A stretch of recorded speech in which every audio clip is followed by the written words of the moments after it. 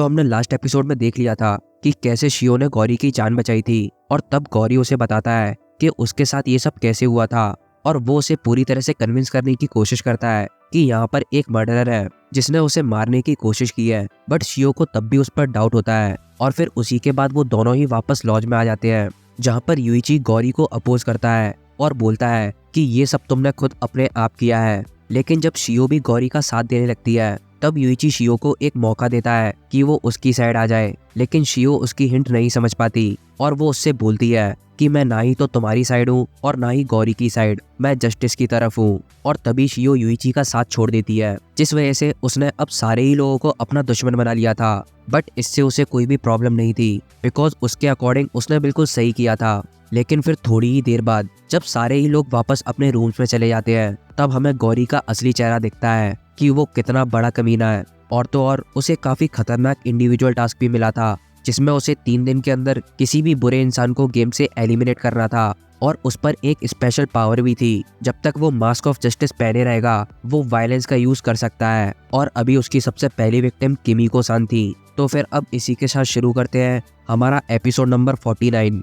मेरे पापा झूठे थे। गौरी अपने पापा से पूछता है, हे डैड, क्या हीरो ऑफ जस्टिस सच में एग्जिस्ट भी करते हैं? जिस पर उसके पापा बोलते हैं, हाँ बिल्कुल रियोटो, नो मैटर विलन कोई भी क्यों ना बना रहे, वो कितना ही बुरा क्यों ना हो, but at the very and एक हीरो ऑफ जस्टिस वो होता है जो कि उन सारे इविल्स को हरा देता है। बट अनफॉर्चुनेटली मेरे पापा झूठे थे। नो मैटर मैं कितना ही इंतजार क्यों ना करूं, बट जिस हीरो ऑफ जस्टिस को मुझे बचाने के लिए आना था वो कभी अपीयर ही नहीं हुआ। और इन दैट केस मेरे पास कोई और चॉइस नहीं बची थी, बट मुझे खुद ही वो बनना पड़ा, द हीरो ऑफ जस्टिस। तो बताओ किमिको सान, आखिर अभी तुमने इतना डरा हुआ चेहरा क्यों बना के रखा है? और तभी किमिको काफी डरते हुए बोलती है, प्लीज मुझे मारना मत। मारना? क्या तुम अभी मजाक कर रही हो? मैं एक हीरो ऑफ जस्टिस हूँ, क्या तुम नहीं जानती? एक हीरो ऑफ जस्टिस सिर्फ बुराई को मारता है। कहीं ऐसा तो नहीं कि किमिको सान भी एक विलन है जो कि जस्टिस के रास्ते में खड़ी है? हाँ ऑफ कोर्स, ऐसा हो ही नहीं सकता कि तुम्हारी तरह एक स्वीट वुमेन कोई विलन हो। और अगर ऐसा ही है तो तुम्हारे पास ऐसा कोई भी रीजन नहीं है कि तुम जस्टिस से डरो, और इसी वजह से तुम्हें इस ट्रायल ऑफ जस्टिस को बियर करना पड़ेगा विदाउट सेइंग एनीथिंग। तो चलो अब अपनी बॉडी की मदद से अपना बेस्ट देने की कोशिश करना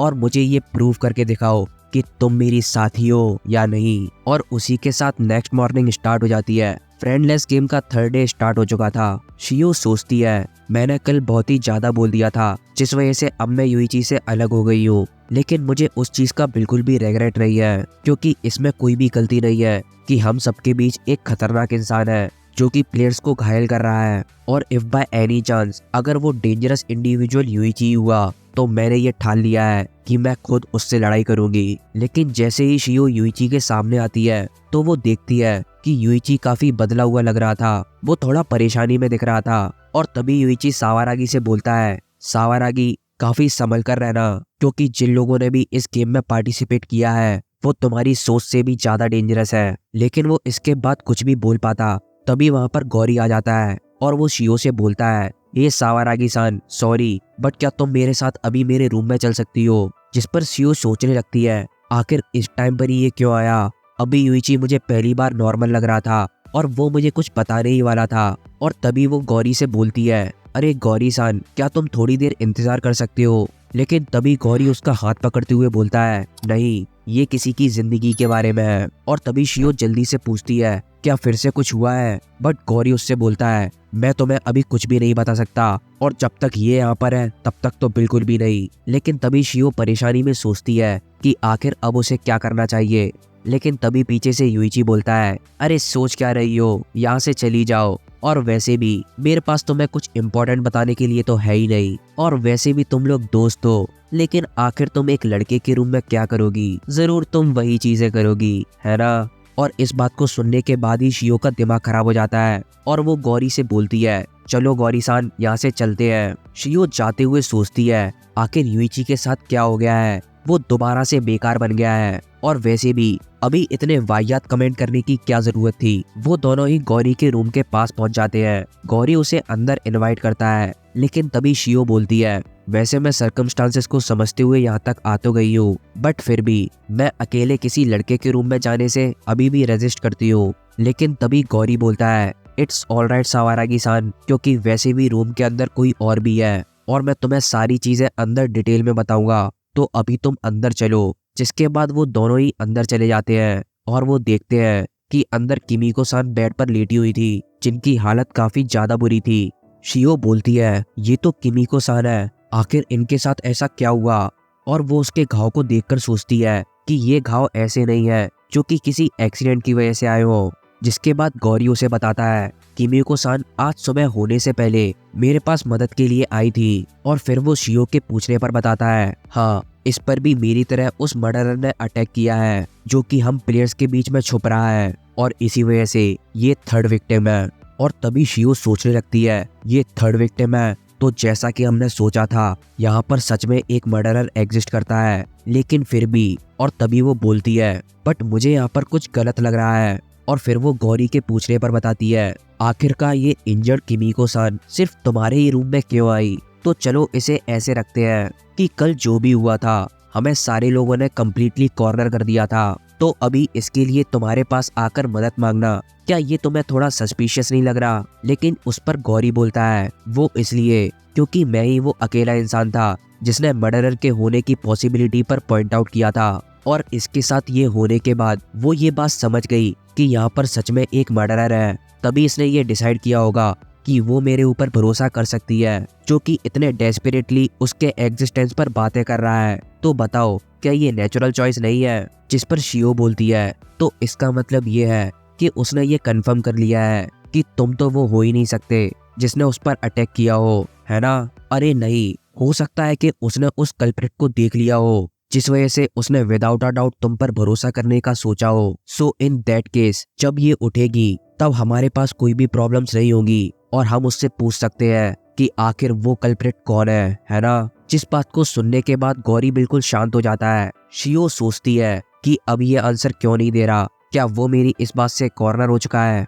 फिर गौरी बोलता है, ऑफ कोर्स इस चीज में बिल्कुल भी प्रॉब्लम नहीं है, बट हाउएवर वो सिर्फ अभी ही सोई है, सो मुझे नहीं लगता कि वो अब बिल्कुल ही जल्दी उठने वाली है। लेकिन तभी किमीको की आवाज आती है, नहीं, मैं जग रही हूँ। और तभी शियो उसके पास में आकर बोलती है, किमीको सान, क्या आखिर तुम हमें बता सकती हो कि तुम पर अटैक किसने किया था? और तभी किमीको अपना हाथ बढ़ाते हुए उससे बोलती है, हाँ, हाउएवर मैं तुम्हें ये बताने से काफी ज्यादा डर रही हूँ, लेकिन क्या तुम मुझे उस अटैकर से बचा सकती हो सावारागी सान? हाँ, ऑफ कोर्स मैं तुम्हें कुछ भी करके प्रोटेक्ट करूंगी। तो मैं तुम्हें बता देती हूँ, तो वो इंसान है काटागिरी युइची। और शियो जैसे ही युइची का नाम सुनती है वो उससे बोलती है, नहीं, ऐसा नहीं हो सकता, ये झूठ है, क्या तुम पक्का श्योर हो? जिस पर किमीको बोलती है, हाँ, इसमें बिल्कुल भी गलती नहीं है। आज सनराइज होने से पहले ही जब मैं बाहर गई थी तभी उसने मुझ पर पीछे से हमला किया, वो भी एक डेडली वेपन का यूज करके।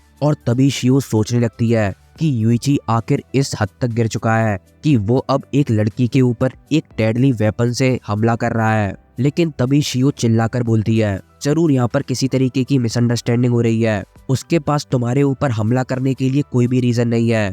और सारी ही बातों से पहले आखिर तुम उस टाइम पर लॉज के बाहर क्या कर रही थी? लेकिन एक मिनट रुको, कहीं तुम्हें ये सब कहने के लिए कोई प्रेशराइज तो नहीं कर रहा है? लेकिन तभी उसे गौरी रोकते हुए बोलता है, स्टॉप इट सावारागी सान, तुमने अभी किमीको सान से प्रॉमिस किया था कि तुम उसे बचाओगी, लेकिन अब तुम ही उसकी बातों पर डाउट कर रही हो। उसके लिए जिसने तुम पर इतना भरोसा किया और इतनी हिम्मत जुटाकर तुम्हें सब कुछ सच सच बताया, उसके लिए सोचो ये कितना पेनफुल होगा कि तुम उसी पर शक कर रही हो। जिस पर शियो उससे माफी मांगते हुए बोलती है, मुझे माफ करना, मेरा ऐसा कुछ भी मतलब नहीं था, बट मैं तो सिर्फ सच जानना चाहती थी। और तभी गौरी बोलता है, तुम्हें अपने आप को कंपोज रखना चाहिए सावारागी सान, और वैसे भी हम अभी बिल्डिंग के अंदर हैं जहाँ पर वायलेंस का यूज करना फॉरबिडन है, जिसका मतलब सिर्फ यही होता है कि नो मैटर वो इंसान कोई भी हो, यहाँ पर ऐसा कोई हो ही नहीं सकता जो कि उसे ये सारी बातें कहने के लिए धमका रहा हो। और इस बात की भी एक पॉसिबिलिटी हो सकती है कि वो ये सारी बातें खुद अपनी मर्जी से कह रही हो, बट मुझे नहीं लगता कि ये केस यहाँ पर लागू होता है, क्योंकि मुझे ऐसा लगता है कि उसे हमारे सिस्टम ऑफ जस्टिस पर भरोसा है और जिस वजह से वो अभी जो भी बोल रही है वो सब कुछ सच है। सो तुम बताओ सावारागी सान, क्या तुम्हें ये किसी भी तरीके से इविल लगती है जो कि हमसे झूठ बोल रही होगी? जिस पर शियो भी बोलती है नहीं, मुझे भी ऐसा नहीं लगता कि वो हमसे झूठ बोल रही है। और वो मन में सोचती है क्योंकि एट द वेरी लीस्ट उसकी इंजरीज देखने से ऐसा नहीं लगता कि वो इनके बारे में झूठ बोल सकती है। और तभी गौरी बोलता है तो चलो ऑल राइट, मेरे पास एक सजेशन है। तो अभी के लिए हम लोग ये मान के चलते हैं कि काटागिरी युइची ही वो मर्डरर है और उसे हम प्राइम सस्पेक्ट लेकर चलते हैं। और अब चीजें अगर ऐसी ही कंटिन्यू रही तो ऐसी खतरनाक सिचुएशंस और भी ज्यादा डेवलप होती जाएंगी, जिससे कि विक्टिम्स इंक्रीज होने के रिस्क और भी ज्यादा बढ़ते रहेंगे। सो इस वजह से हमें इस चांस को सीरियसली लेना चाहिए और उसे इन्वेस्टिगेट करना चाहिए और ये पता लगाना चाहिए कि आखिर वो इनोसेंट है या फिर गिल्टी है। और अगर वो गिल्टी डिक्लेयर होता है तो हम बाकी के विक्टिम्स को बचा सकते हैं, लेकिन अगर वो इनोसेंट प्रूफ होता है तो तुम्हें भी तुम्हारा पीस ऑफ माइंड मिल जाएगा। जिस पर शियो भी सोचती है हाँ ये बिल्कुल सही है, और वैसे भी अभी चिंता करने से तो ये करना ज्यादा अच्छा रहेगा। और फिर वो उससे बोलती है चलो ठीक है, मैं भी अब से युइची पर कम्प्लीटली डाउट करना स्टार्ट कर दूंगी। लेकिन अभी जब तुमने बोला था कि हमें युइची को इन्वेस्टिगेट करना स्टार्ट कर देना चाहिए, लेकिन आखिर तुम्हारा इस बात से क्या मतलब है? तुम अभी क्या करना चाहते हो? जिस पर गौरी उसे बताता है इस चीज के लिए मेरे पास एक प्लान है। सो बेसिकली हमें जो करना है वो उसके एक्शंस को मॉनिटर करना है। हाउएवर लॉज के अंदर किसी के भी एक्शंस को मॉनिटर करना काफी ज्यादा टफ है, बिकॉज ये काफी छोटी जगह है जहाँ पर कोई भी आसानी से डिस्कवर कर सकता है कि उस पर कोई नजर रखे हुए है। जिस वजह से हम काटागिरी को बिल्डिंग के बाहर से मॉनिटर करेंगे। जिस बात को शियो समझ जाती है अच्छा, क्योंकि बिल्डिंग के अंदर वायलेंस प्रोहिबिटेड है, सो अगर युइची को किसी पर अटैक करना ही होगा सो वो ये चीज बाहर ही करेगा। जिस वजह से उस पर मॉनिटर करना हमारे लिए तभी अच्छा रहेगा जब हम बिल्डिंग के बाहर हो। ये तो सच में काफी अच्छा मेथड था। जिस पर गौरी भी बोलता है हाँ ये सब बढ़िया तो है, लेकिन हमें इतनी ठंड को टॉलरेट करना पड़ेगा अगर हम ये सच में करना ही चाहते हैं तो। और फिर इसी के बाद वो लोग 2 घंटे कंटिन्यूअसली उस लॉज को मॉनिटर कर रहे थे। गौरी उससे बोलता है मुझे लगता है कि अब तूफान आने वाला है, तो सावारागी सान अगर तुम चाहो तो वापस लॉज में जा सकती हो। लेकिन शियो उसे मना करती है अगर गौरी सान यहाँ पर है तो मैं भी यहीं पर रहूंगी। जिस पर गौरी बोलता है अच्छा तो ये बताओ सावारागी सान, क्या तुम्हें लगता है कि मैं वियर्ड हूँ? क्योंकि मैं तुमसे इतनी अनसर्टेन चीजों को करने के लिए इंसिस्ट कर रहा हूँ और मुझे लगता है कि ये काफी वियर्ड है और शायद इसे मैं ऑब्सेसिवनेस भी बोल सकता हूँ। और फिर वो उसे आगे बताता है एक्चुअली जब मैं छोटा था तो मुझे लोग काफी बुली किया करते थे और उन दिनों में बस इसी चीज के बारे में सोचता था कि अगर मैं ऐसे ही सारी चीजों को इंड्योर करता रहूंगा तो एक दिन एक हीरो ऑफ जस्टिस जरूर आएगा और मुझे जरूर बचाएगा। बट हाउएवर वो दिन कभी आया ही नहीं। और फिर उसी पॉइंट के बाद मैंने ये ठान लिया था कि मैं वो हीरो ऑफ जस्टिस खुद बनूंगा जो कि बाकी चिल्ड्रंस को बचाएगा और अपने आप को भी बचाएगा। जिस वजह से मैं एक टीचर बन गया और टीचर बनने के कुछ टाइम बाद ही मेरा एक स्टूडेंट मुझसे एडवाइस मांगने के लिए आया और नेचुरली मैंने अपनी तरफ से पूरी कोशिश की जिससे कि मैं उस बच्चे को प्रोटेक्ट कर पाऊँ।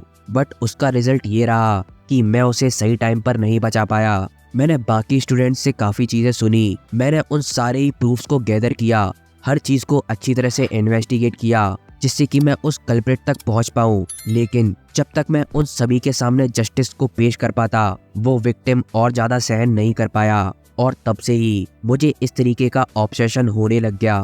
बेशक तुम बुराई से आगे ही क्यों ना बने रहो, बट इन दी एंड तुम्हें उन बुरे लोगों को रंगे हाथों ही पकड़ना चाहिए। और जैसा कि मैंने सोचा था मैं वियर्ड हूँ, है ना? लेकिन जिस पर शियो बोलती है हाँ खैर नो मैटर कोई सी भी सिचुएशन हो तो मैं रूल्स को ब्रेक नहीं करना चाहिए, लेकिन हाउएवर मेरे पास ऐसा कोई भी राइट नहीं है कि मैं तुम्हें क्रिटिसाइज कर सकूं गौरी सान। आफ्टर ऑल मेरे भी ओवरवेलमिंग सेंस ऑफ जस्टिस की वजह से मैं भी काफी बार मिस्टेक्स कर चुकी हूँ। जिस पर गौरी भी हंसते हुए बोलता है अच्छा so thank you so much, after all तुम सच में एक रियल अलाय ऑफ जस्टिस हो। और तभी वो लोग देखते हैं कि युइची लॉज के बाहर आ गया था जिसके साथ एक और इंसान था। और तभी गौरी बोलता है काटागिरी बाहर आ गया और वो किसी और के साथ भी है, लगता है वो इसका नेक्स्ट टारगेट है, तो चलो इन्हें फॉलो करते हैं। और वो उन दोनों को फॉलो करने लगते हैं। शियो उससे बोलती है देखने से तो ऐसा नहीं लगता कि वो उसके साथ कुछ भी करने वाला है। और वो मन में सोचती है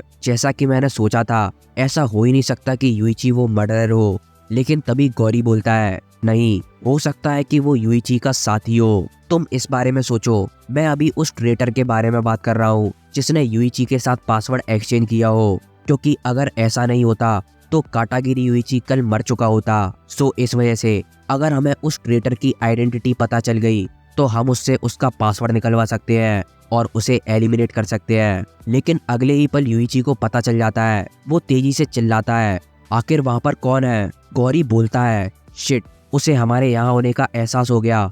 और अगले ही पल यूइची अपने साथी को वहां से भागने के लिए बोलता है, तुम यहाँ से जल्दी भागो। और तभी गौरी चिल्लाकर बोलता है, वो उसे भागने को बोल रहा है, वो पक्का वही ट्रेटर है। सो सावारागी-सान, जल्दी से जाओ और उस ट्रेटर का पीछा करो और मैं इस काटागिरी को रोकता हूँ। और वैसे ही शियो उसका पीछा करने लगती है। वो सोचती है, अभी अपने ऊपर डाउट करने से ज्यादा अच्छा यही रहेगा कि मैं अभी यूइची के साथी को पकड़ लूं, जिससे कि मुझे नए सच के बारे में पता लगे। लेकिन वो उसे जैसे ही पकड़ने जा रही थी तभी उसे गौरी की आवाज सुनाई देती है, क्योंकि यूइची ने उसके कंधे पर एक वेपन से हमला कर दिया था, जिसको देखते ही शियो को काफी बड़ा शॉक लगता है। वो बोलती है, यूइची, और उसे वही बात याद आती है जो कि किमिको ने बताई थी कि उसने मुझ पर पीछे से एक डेडली वेपन से हमला किया था। वो उस पर चिल्लाते हुए चार्ज करती है और उसके मुंह पर काफी जोर से लात मारती है और उससे बोलती है, यूइची, मुझे नहीं पता कि तुम्हारे साथ क्या हो गया है और या फिर ये सारी चीजें तुम सिर्फ जीतने के लिए कर रहे हो, बट तुम अब बहुत ज्यादा कर रहे हो। और तभी गौरी उठते हुए बोलता है, हाँ तुम अब कुछ ज्यादा ही कर रहे हो, और जिस वजह से मैं अब इस ईविल को जस्टिस डिलीवर करूंगा। और इसी के साथ गौरी ने शियो के सामने यूइची को मार दिया था और इसी मोड़ पर अपना ये एपिसोड एंड हो जाता है। ये एपिसोड बढ़िया था और अच्छा रहा। जो भी हुआ लॉज के बाहर हुआ, जिससे कोई एलिमिनेट तो नहीं होगा। और पता नहीं वो यूइची का साथी कौन था, वो सच में उसका साथी ही था या फिर कोई और था, हमें कुछ भी नहीं पता। सो अगर वीडियो पसंद आया हो तो लाइक कर देना, कमेंट कर देना और चैनल को जरूर सब्सक्राइब कर देना। तो फिर इसी के साथ इस वीडियो का एंड करते हैं और मिलते हैं अपने नेक्स्ट एपिसोड में। तब तक के लिए bye bye, thank you so much.